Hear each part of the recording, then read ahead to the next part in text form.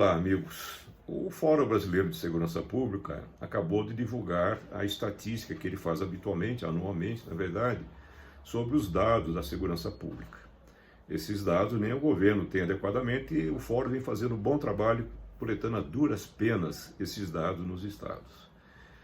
Mas antes da gente comentar, se inscreva no nosso canal, compartilhe se acha que vale a pena as ideias e análises que nós estamos fazendo aqui. Essa estatística mostra alguns dados interessantes. Um deles, que nesse período, primeiro semestre de 2020, nós estamos falando, portanto, um período em que o Brasil foi sacudido pela pandemia do coronavírus. Aconteceu, naturalmente, uma série de impactos na atividade criminosa, na atividade de pessoas confinadas em casas, na redução da atividade das pessoas pelas ruas, movimentação de veículos, etc. Isso levou a uma queda de crimes contra o patrimônio. Então, o roubo de carga, por exemplo, menos carga, menos demanda de todo tipo de comércio, a queda foi de 25%. O furto e roubo de carros caiu 22%. Roubo de pedestres também teve uma queda de 34%, levantamento nacional, naturalmente com características locais. Mas, no crime mais grave, mais preocupante, obviamente, que são os homicídios, nós tivemos um aumento de 7%. Isso está desafiando todos os analistas do porquê aumentou o crime de homicídio nesse período.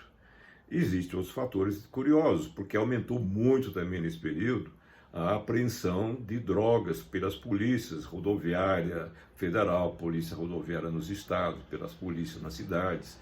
A polícia militar teve um aumento de mais de 50% da apreensão de drogas no estado de São Paulo, por exemplo. O fato é que, com a diminuição, inclusive, de movimentação de pessoas e veículos, a polícia teve mais espaço, mais tempo para se deslocar até os pontos de tráfico de drogas, com menos ocorrências para atender do que habitualmente.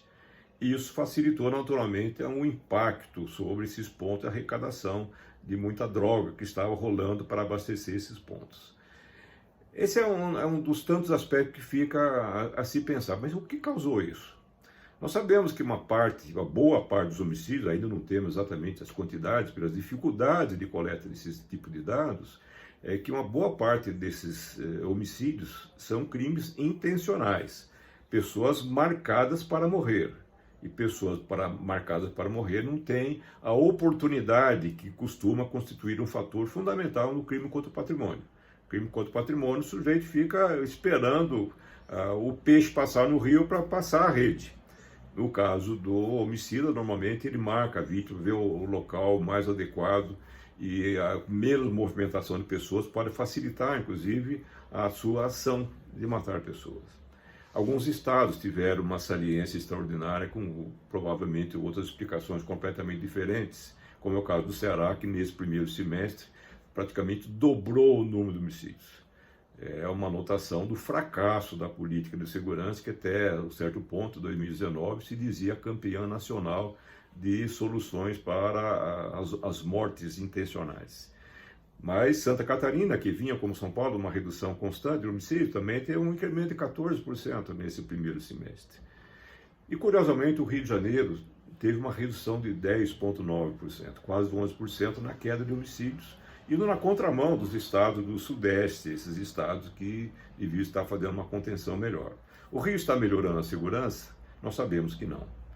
Porque nesse mesmo momento em que se divulga as estatísticas, inclusive essa de queda de homicídio no Rio, está se divulgando também uma pesquisa feita pela Universidade Federal do Rio de Janeiro, mostrando, através de dados que eles foram buscar, o Disque Denúncia, quase 30 mil denúncias feitas, foram mapeando essas denúncias e mais dados de entidades que mapeiam também os tiroteios pela cidade do Rio, principalmente, e mais ouvindo pessoas e policiais, e chegaram a uma conclusão assustadora, de que no Rio de Janeiro, praticamente 57% da área da cidade do Rio de Janeiro está sob controle das milícias. E mais, cerca de 15% desse território fluminense está sob controle de facções de traficantes. E mais uns 20% do território que estão aí sendo disputado entre milícias, entre traficantes. As milícias hoje, elas estão arrecadando dinheiro até de pipoqueiro e aquele pessoal que joga malabares de bolinha nas esquinas. Todo mundo tem que pagar. Quem assistiu Família Soprano, vendo os mafiosos de Nova Jersey extorquindo mensalmente os comerciantes daquela região, dá para entender o que acontece nesses locais. Ou paga ou 3 pontinhos. As consequências terão que ser aguentadas por quem não pagar. Essa é a tônica de um Estado paralelo. Por que Estado paralelo? Porque ele impõe regras, ele regula as interações sociais e ele pune. São, naturalmente, os instrumentos que os Estados detêm legalmente. E eles fazem isso já que o Estado não estará presente. Eles foram crescendo na tolerância das autoridades, porque essas milícias, em grande parte, desde o início, elas foram sendo criadas, implantadas, ampliadas por policiais militares, principalmente, e bombeiros ativos da reserva, com a promessa de que eles estariam ali, pura e simplesmente, evitando a entrada perigosa e violenta do tráfico de drogas. Eles foram sendo tolerados, inclusive das próprias estruturas oficiais das polícias. E deu no que deu, como seria previsível. A pior coisa que pode acontecer numa estrutura de segurança pública é ter territórios dominados por criminosos. Quando nós falamos aí de queda de 10,9%, 11%, na verdade, do queda de homicídio no Rio de Janeiro, é muito provável que nessas áreas que abrangem hoje pelo menos 3 milhões de habitantes do Rio de Janeiro, matar alguém pode ser um problema perante os chefões das áreas. Porque quando se mata alguém, a polícia vem correndo porque é uma prioridade policial. Eles preferem evitar. E pode ter sido dado um recado aí que a morte aqui não será tolerada. E isso pode ter afetado. Portanto, um aspecto importante é que nós não podemos confiar apenas nos indicadores de homicídio para se verificar o nível de segurança pública de uma determinada localidade. A qualidade da segurança, a qualidade dos controles das ruas também tem que ser observada. A qualidade de difícil mensuração. O que se fez na Universidade Federal Fluminense foi uma tentativa de medir esse fenômeno que acontece no Rio. Começou a aparecer também, já está crescendo na região metropolitana de Belém, lá no Pará, e é um perigo de acontecer em outros locais, porque não há uma coordenação geral de milícias no Rio de Janeiro.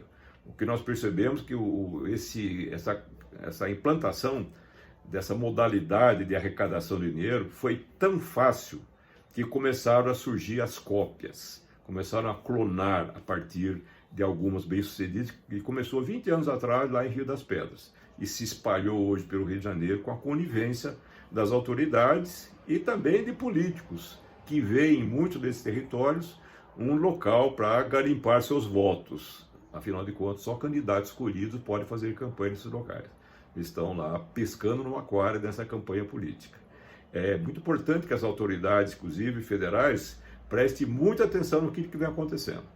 E no Rio de Janeiro é perceptível que essa mudança que aconteceu de comando das polícias, extinguindo a Secretaria da Segurança Pública, naturalmente fragilizando uma coordenação de inteligência, coordenação das operações, isso pode estar impactando. E fica um recado aí também, uma observação feita nesse anuário do Fórum. O Brasil dobrou o número de pessoas com armas, com a desculpa de serem atiradores, caçadores e colecionadores. Eram 225 mil em 2019, nós estamos com quase 500 mil armas na mão desses grupos. Caçadores, está aumentando o caçador, não temos caça no Brasil, a não ser em raríssimos locais da Amazônia. Alguma coisa muito estranha está acontecendo. Isso não deve ter impactado de imediato, claro, os homicídios que estão acontecendo. Mas nós estamos plantando a semente do mal. Isso aí vai acabar afetando o incremento da violência armada no Brasil daqui a poucos anos.